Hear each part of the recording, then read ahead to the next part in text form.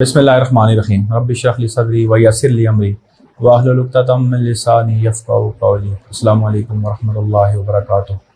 सैयदना उस्मान इब्न अफ़्फ़ान रज़ी अल्लाह ताला अन्हु जो खलीफ़ा राशिद खलीफ़ा सालिस हैं, उनकी शख्सियत एक ऐसी मज़लूम शख्सियत है कि जिनको उनके दौर में भी मुनाफ़िकीन ने और अब्दुल्ला इब्न उबई की ज़ुर्रियत ने तानो तशनी का निशाना बनाया और उन पे तरह तरह के झूठे इल्ज़ामात लगाए गए। और आज भी उसकी मानवी ज़ुर्रियत आज भी वो इल्ज़ामात बार बार दोहराती है। हम उन्हीं इल्ज़ामात का जवाब दे रहे हैं जो हज़रत उस्मान गनी रज़ी अल्लाह ताला अन्हु पे गलत लगाए गए थे।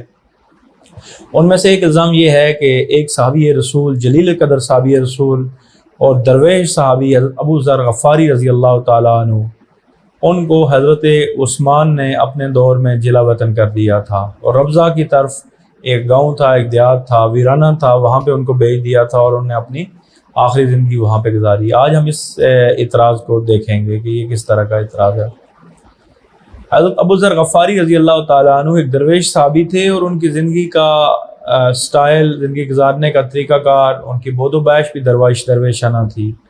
और उनका फतवा ये था कि एक शख्स अगर एक वक्त का खाना खाता है और दूसरे वक्त के खाने का वो इंतज़ाम करके रखता है तो वो तवक्कुल के ख़िलाफ़ है और गलत काम कर रहा है। यानी माल और दौलत को जमा करना या माल और दौलत को अपने पास रखना एक वक्त से दूसरे वक्त के लिए, ये तवक्कुल की खिलाफ वर्जी है और इस्लाम इसकी इजाज़त नहीं देता। जब इस्लामी सल्तनत बहुत ज़्यादा फैल गई तो शाम के अंदर आप मौजूद थे, सैयदना अमीर मुआविया रज़ी अल्लाह ताला अन्हु वहाँ के गवर्नर थे, तो आपने वहाँ पे ये फतवा देना शुरू कर दिया।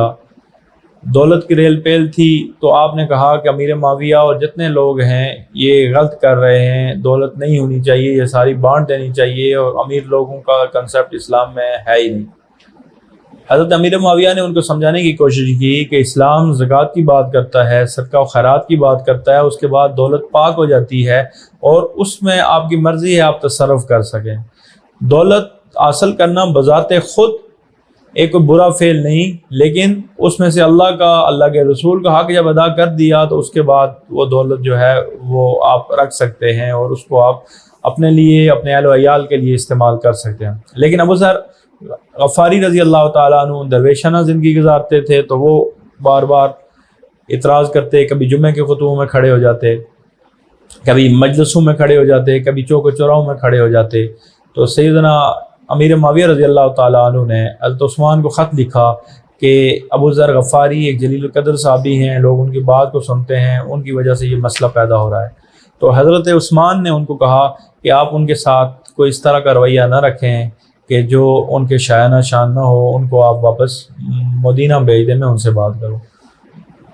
जब वो मदीना पहुँचे तो हज़रत उस्मान गनी रज़ी अल्लाह ताला ने उनको समझाने की कोशिश की, बल्कि जलील क़द्र साहबा ने उनको बताया कि इस्लाम का नुक्ता नज़र ये नहीं है, इस्लाम का नुक्ता नज़र ये है कि ज़कात और सदका खैरात आप देख के दौलत बनफ़्से ख़ुद रखना कोई गलत काम नहीं है। हाँ, उसमें अल्लाह का हक़ होना चाहिए, लेकिन वो अपनी बात पे अड़े रहे और सबको गलत कहते रहे, खड़े होते।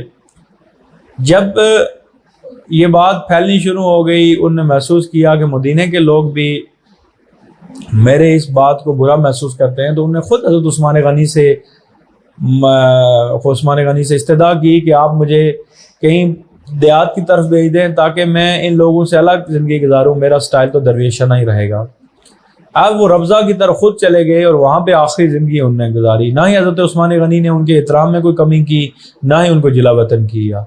हत्ता कि जो लोग इतराज़ करते हैं वो भी हज़रत अबू ज़र गफ़ारी के इस फतवे को नहीं मानते, बल्कि उम्मत में किसी ने उनके इस दरवेशाना फतवे को नहीं माना।